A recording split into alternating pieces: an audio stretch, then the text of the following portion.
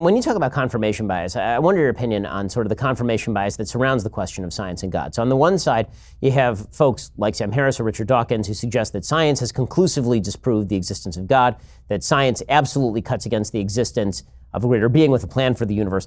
And then on the other side, you have folks like Stephen Meyer who say, no. When you look at the science, what you see is God's signature in the cell and DNA. You see sort of clues that God has left behind as to the organization of nature in a particular way that bespeaks of an intelligence beyond mere evolution, for example. Do you think that science cuts in favor or against God, or do you think that science really doesn't have much to say on the issue? I think the latter, and I view myself as having a unique role in that I can sort of troll the atheists and I can troll the theists in the sense of, I think if you believe in God, if you claim to be a believer, there may be no closer window into the mind of God than to study science. It's the most primitive, distilled facts about nature that may reveal, in the case of some people who believe in things like intelligent design, et cetera, that it may reveal a window into God. And on the other hand, if you, if you're so simplistic that you would reject or claim that the Bible, the Old Testament, however you want to say it, that was a science book, and therefore you can refute it. I always like to use this analogy. I looked up, and you're a sports fan, so you'll appreciate this. I looked up the top 25 most famous NBA stars,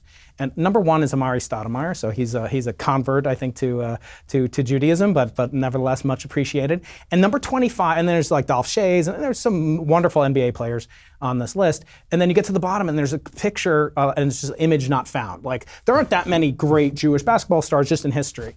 And I said, well, how many total NBA stars have there been in total? There's about 1,000, or about 25,000. So that means that's about a 1 in every 1,000 players was a Jewish player. Now imagine you pick up a book and it says the history of the NBA, and it's 1,000 pages long. And one page is about all the non-Jews and so forth, and the rest is all about Jews in the NBA. You'd say this is not really, like, I shouldn't judge this book by its cover.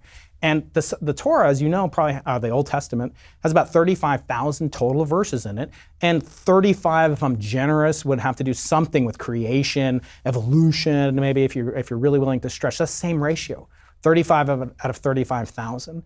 And so it's obviously not meant to be read as a science book. And this is, kind of, I would say I would adopt the non-overlapping magisteria argument of Stephen Jay Gould, that these are two different things. Torah or Bible or whatever means wisdom. Science in Greek means knowledge.